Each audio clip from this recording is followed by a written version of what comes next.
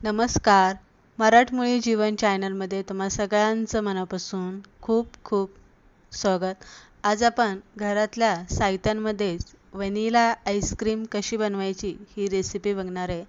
उन्हाळा खूप कडक वाढलेला आहे. कडक उन्हाळ्यामध्ये मुलांना सुट्ट्यासुद्धा लागलेल्या आहे आणि घरातल्या सगळ्यांनाच उन्हामध्ये आपल्याला थंडगार काहीतरी खायचं असतं किंवा प्यायचं असतं. तर आज आपण घरातल्या साहित्यांमध्येच व्हॅनिला आईस्क्रीम कशा पद्धतीने बनवली जाते ही रेसिपी बघणार आहे. एकदम साध्या सोप्या पद्धतीने आणि मऊसूद अशी ही आईस्क्रीम घरच्या साहित्यांमध्येच होते. तर चला कोणताही वेळ न घालवता रेसिपीकडे पटकनी वळू.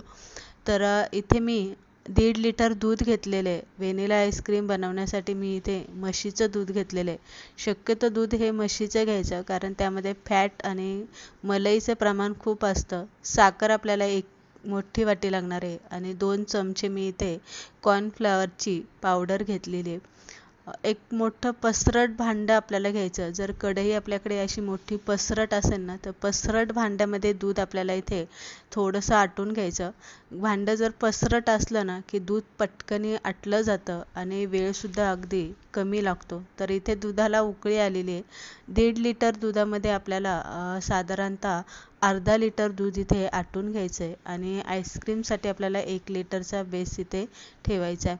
तर दूध इथे आपलं आटलेलं आहे बऱ्यापैकी. त्यानंतर यामध्ये आपल्याला नॉर्मल आपलं साधं दूध घालून कॉर्नफ्लॉवर आणि 2 चमचे दुधाची म्हणजे मिल्क पावडर आपल्याला जर तुमच्याकडे असेल तर यामध्ये घालून ते खलून घ्यायचं आणि जर नसेल तर काही हरकत नाही.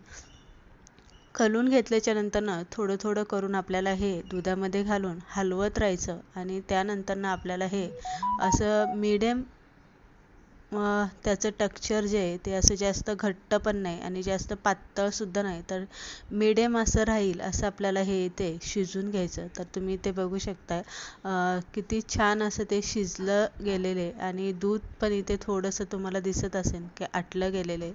अगदी मऊसूदपणा दुधाला लगेच जाणवते. तर आणखी थोडं आपण इथे आटून घेणार आहे. जास्तही आटवायचं नाही कारण हे थंड झालं ना की खूप घट्ट होऊ शकतं. तर इथे मी थंड करायला ठेवलं होतं.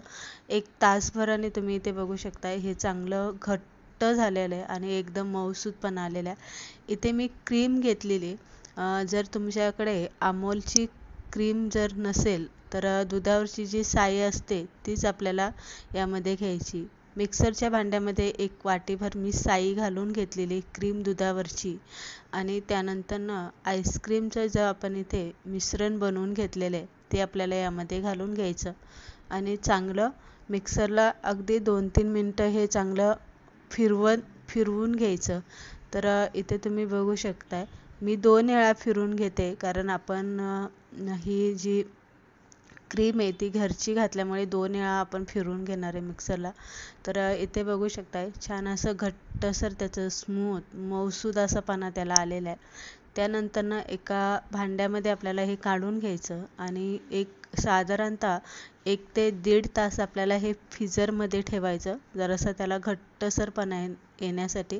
तर इथे बघू शकता तुम्ही व्यवस्थित त्याचं मऊसूद असं क्रीमीपणा त्याला जास्त दिसतोय. वरनं आपल्याला झाकण एकदम पॅक बंद ठेवायचं. जर तुमच्याकडे स्टील पेपर या पद्धतीने असेल तर तो लावून ठेवायचा.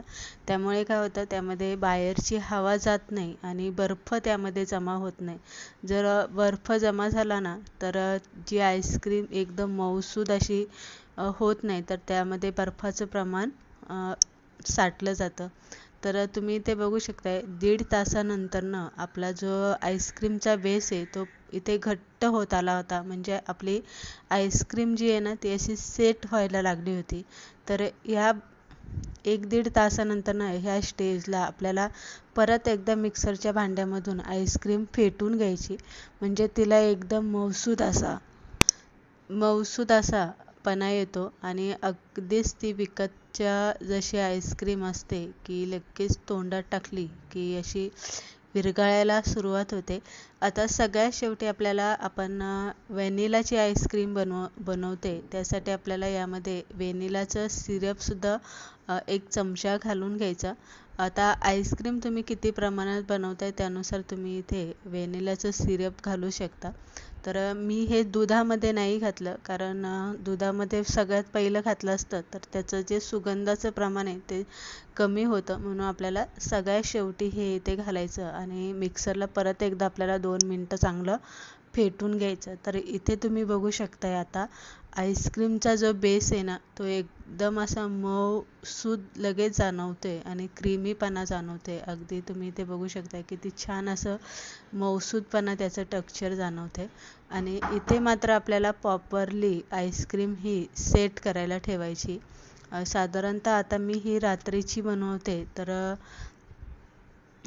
आपल्याला ही आईस्क्रीम रात्रभर फ्रीजरमध्ये ठेवायची. यामध्ये तुम्ही टुटी फ्रुटीसुद्धा घालू शकता. टुटी फ्रुटीला थोडासा मैदा लावायचा आणि मग यामध्ये घालायची, म्हणजे ती खाली बसत नाही.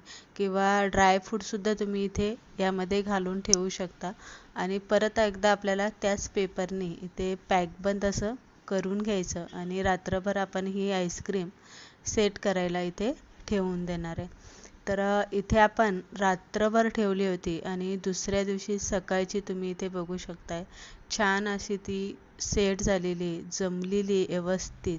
तर इथे आता आपल्याला चमचा थोडा पाण्यामध्ये ओलसर करायचा आणि मग आईस्क्रीम आपल्याला इथे काढून घ्यायची, म्हणजे ती पटकनी निघली जाते. तर तुम्हाला इथे दिसू शकते याचं एकदम मऊसूदपणा त्याला आलेला आहे, एकदम क्रीमीपणा त्याला आलेला आहे. अगदी विकतच्या आईस्क्रीमसारखी परफेक्ट ती दिसते. यावरनं तुम्ही काजू, बदाम, पिस्ता तुमच्या आवडीप्रमाणे तुम्ही यावरती ड्रायफ्रूट घालून मस्त असं खायला घेऊ शकता, मुलांना देऊ शकता.